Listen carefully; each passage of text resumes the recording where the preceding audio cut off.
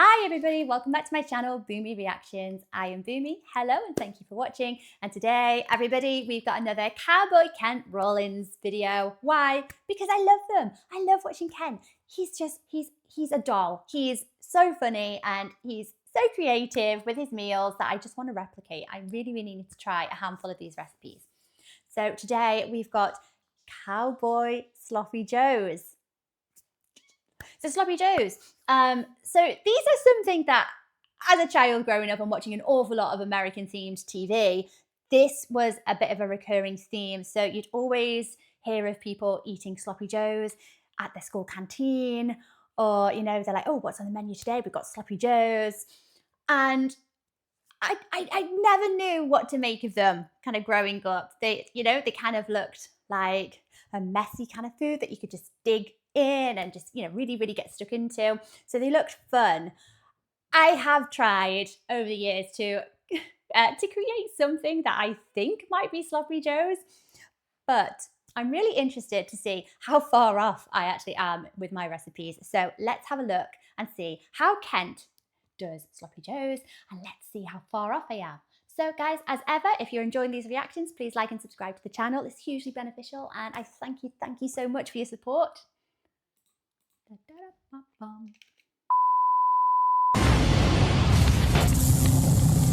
Chefs, please open your baskets. And we are looking at sardines, corn on the cob, ishtabintum, and canned Sloppy Joe filling.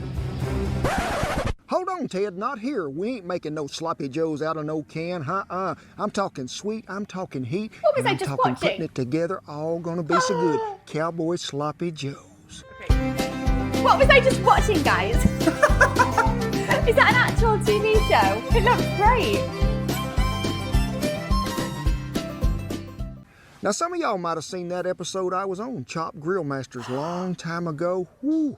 It was nerve-wracking, it was, to say the least, and them folks used groceries I couldn't even spell. What is this? Grill Masters? I feel like I'm missing out. Somebody let me know what this is. I want to see this episode. I want to see this program. I want to see Kent Rollins. Oh, I want to see it. I need to see it. But that day when I finally made it to the finals with 3 other chefs, and we was out there that morning, wind blowing about 40 miles an hour, and they thinking we might have to cancel, and I'm thinking, hey, that's a normal day in Oklahoma. I was going to say, ain't nothing wrong he knows with what this. he's doing. So what did Ted do? He got up there and he opened up them baskets and he said, what? Sloppy Joe mix in a can. What? Folks, I ain't never used that stuff in my life. We're talking about combining all these flavors to make this stuff just really make them taste buds get out of your mouth and run a race. They gonna set a record, they are.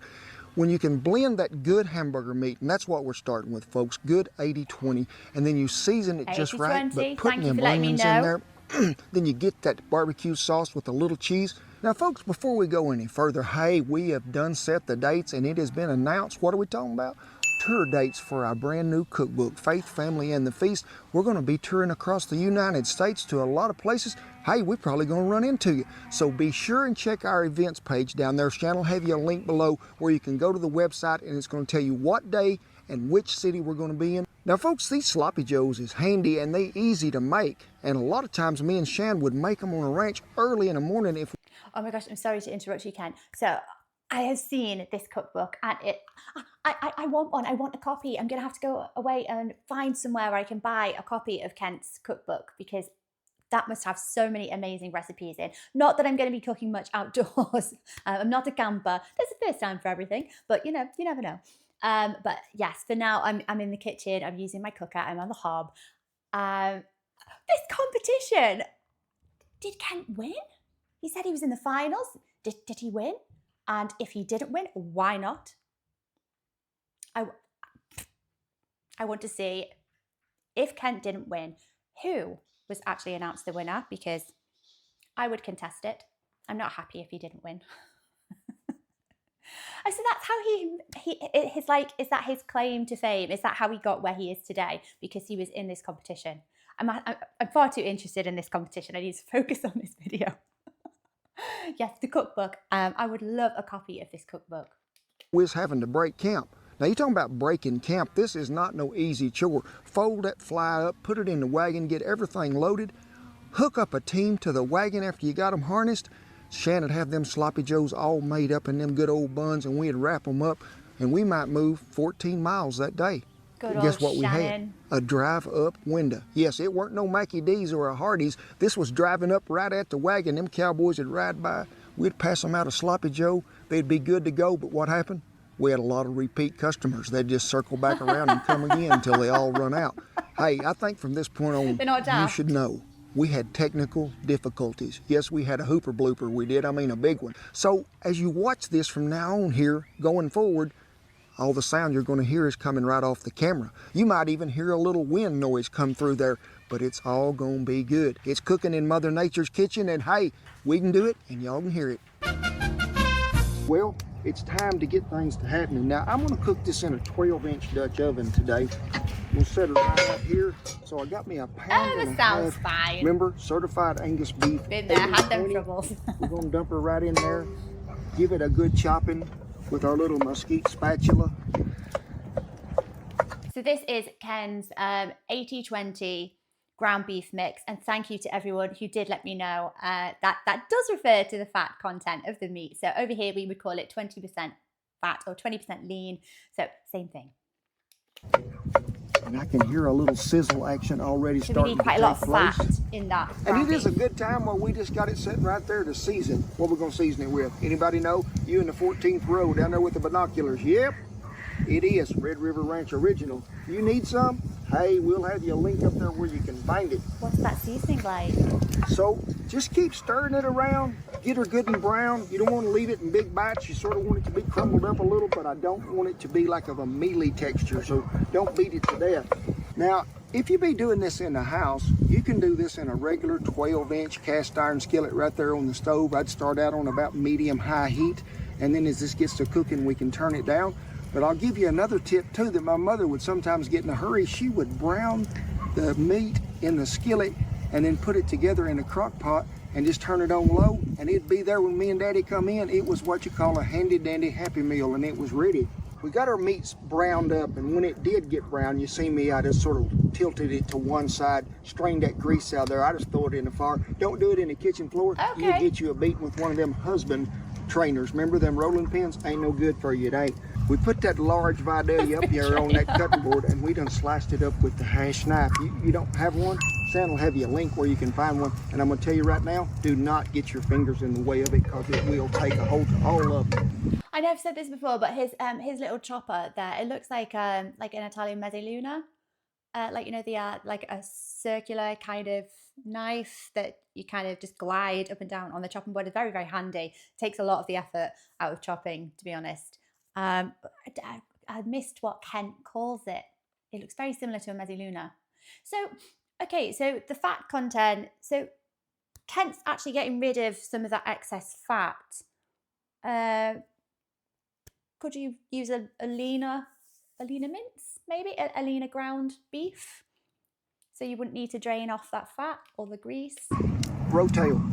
Some of y'all might not be able to find this where you are, but it comes in a different brand, and it's called what, Shen? What? Diced tomatoes and green chilies. That's all it says on the can in some stores. So find you some of this, and it'll have something on there. It'll say original, or it'll say medium heat, or it'll say hot, or it'll say spicy. Go to whatever your liking is. But we're gonna dump her in there. It's been drained, it has. Dump her in there, give it a little stir. Guess what? Some mustard. Now, folks, I have known people to try to put that ground mustard in there, but I really don't be liking it. I just like regular old mustard. American so mustard, we're gonna put us yeah. about 3 tablespoons in there, which is about that much right there on the money. Guess what?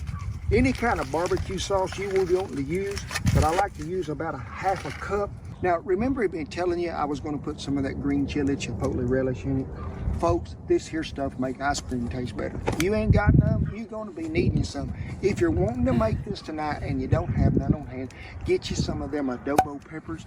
Whew, chipotle peppers in adobo sauce.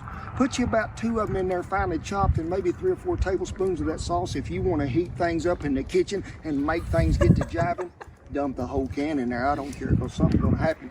See what's in here? About 1/4 of a jar, maybe even 1/3. There it went, right in there. And ooh, folks, that is what makes a sloppy Joe for sure. Get this all stirred back up. We still got one more thing that's coming. Last but I don't think we really have those the tomatoes with the chopped chilies in the UK. It tends to just be a selection of chopped tomatoes from different brands, or plum tomatoes if you like. So chopped tomatoes, they'd just be on their own. So I could just add some chopped chilies in here, couldn't I, guys? Or like chopped jalapeno peppers, whatever takes your fancy. not least, a very important ingredient. Remember, sweet and heat. Here, a little more sweet. Brown sugar. About, I'd say nearly a half cup. Get it all stirred up in there well. And this, folks, I hear some of you out there holler, Cowboy Kent, you ain't supposed to cook nothing that's tomato-based paste or barbecue sauce in cast iron. It's hard on your seasoning. Folks, that thing is about 31 years old and has been seasoned well every time. I don't recommend you do this in a brand new Dutch oven or skillet, but if it's something you've been using for a while, go ahead on. Just remember, clean it every time you get through, dry it on heat, re-season. You're not gonna have a problem. Now, I'm gonna sit this right here where it's at, and I'm just gonna let it sit there and simmer. I know I've got so many questions, and I don't have cast iron cookware, but what did Ken just say? So you can't use anything tomato based or barbecue sauce based because it affects the seasoning of your pan. Is that right? Might be a good one to remember if I ever make the conversion over to cast iron. We are going to have to get it a little closer to the fire because my burner ain't like yours. So we're going to turn it right there like that. Folks, if you got a lid at this time in your life, I'd like for you to be covered because it's all about the simmer. I don't want it to boil. I just want it to sit there and whisper little simmering drops of love all the way through it. Just make all them flavors blend together. That's what make this good. And I'm going to let her go about 20 minutes maybe. I'm going to let all the love get to it.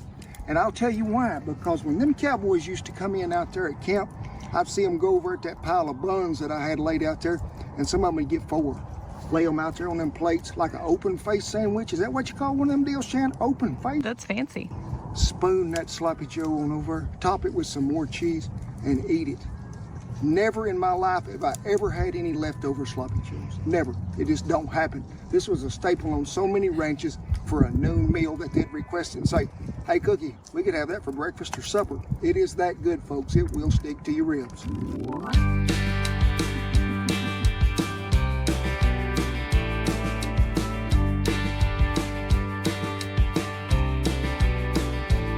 I love this way of cooking.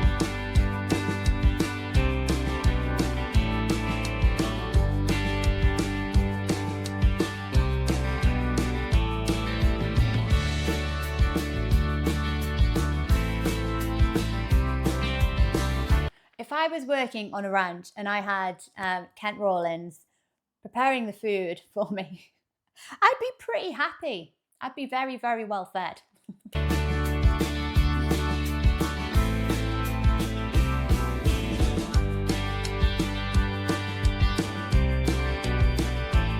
It's a lot of cattle.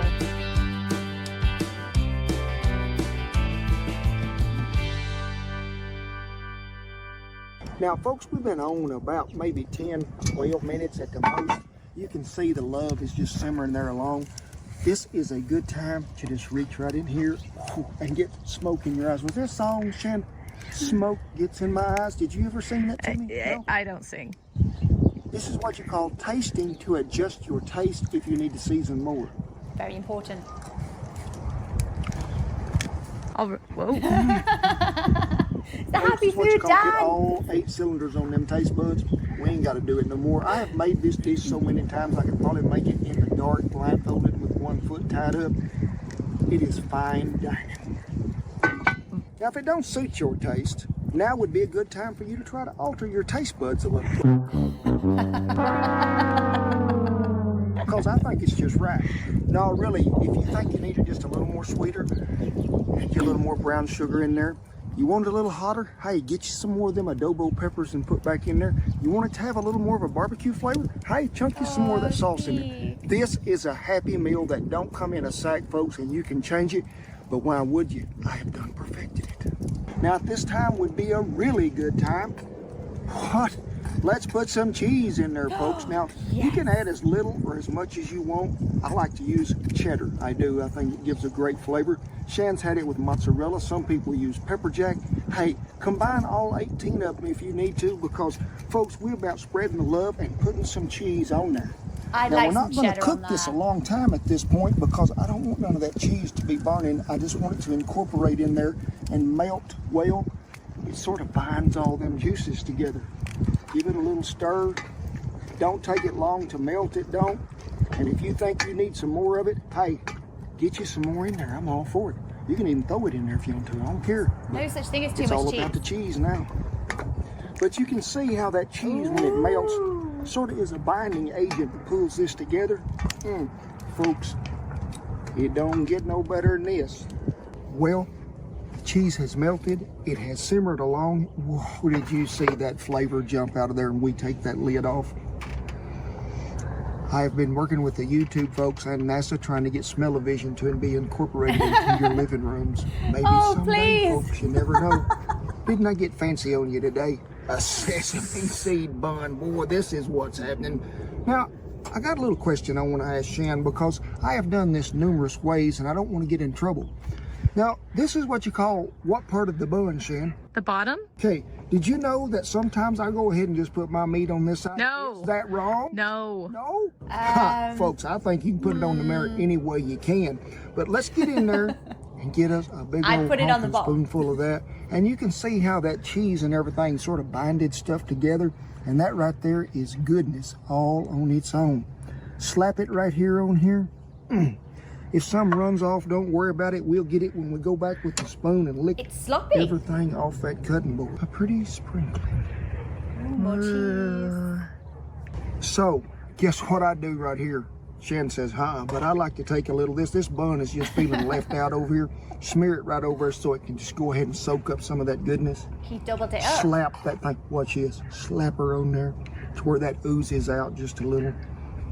And then you just grab it right here like this. And how is it, Kent? Oh. Sloppy.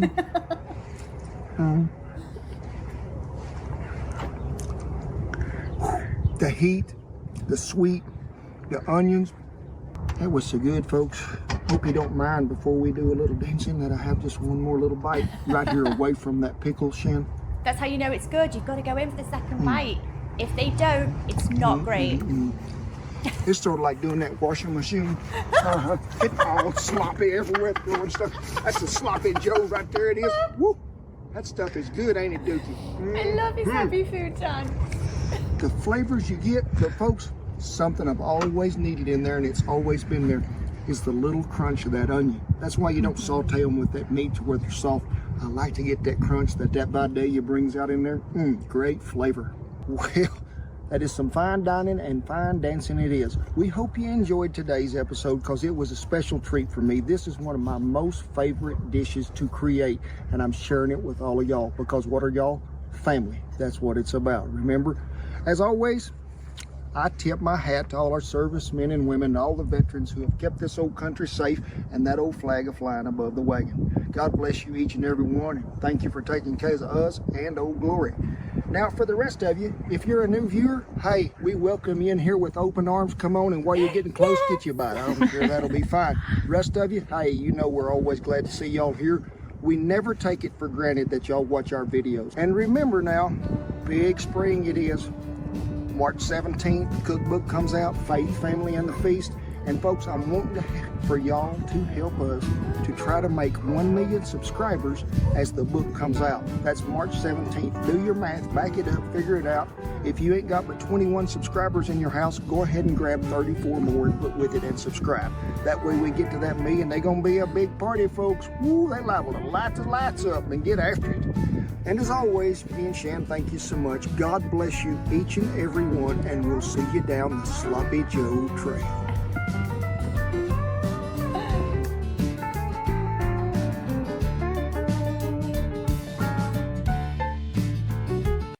Oh, I just love his videos. I love Kent Rollins. He's so sweet. I love his little God bless yous at the end and his salute to all of the military and the service people. He's just lovely. Right, okay. One thing that I was expecting to come up here for a Sloppy Joe recipe, with it being Cowboy Sloppy Joe particularly, I was expecting some beans. Is that just not a Sloppy Joe thing? I always thought that there were beans in a Sloppy Joe. And actually looking back, I don't know why I thought that, but I always thought there would be some beans that goes into the mix. Now, if in the past when I have tried to recreate what I think might be a Sloppy Joe, I have put beans in the mix and let it simmer all together in the pot. Have I just committed a huge culinary sin? Is it not normal to have beans in a Sloppy Joe? Let me know, guys. Let me know what you think in the comments. I would like to top off that Sloppy Joe, once you've splattered that all over the bun, I would like to top that off with a slice of American cheese, actually. I love cheddar. Cheddar would be my choice, my go-to cheese to throw in here. I think mozzarella might make it a little bit too stringy. But again, that's personal preference. But I would like to top it off, maybe with some more mustard and a slice of American cheese. Does anyone else do it like that? And I am a big, big fan of a brioche bun. I would slap this right on a brioche bun. There's no such thing as too sweet. So yeah, guys, let me know, how do you do your Sloppy Joes? Are there many variations on this? I love, actually, that Ken put some pickles on there. I don't know why I'd never thought about doing that, but yeah, that would add a nice acidity, a nice kind of tartness to that Sloppy Joe, kind of, breaking up that kind of meaty, cheesy flavour. So I like the idea. I'm going to have to go away and recreate this and make some Sloppy Joes. And thank you for watching this video with me, guys. I'll catch you on the next one.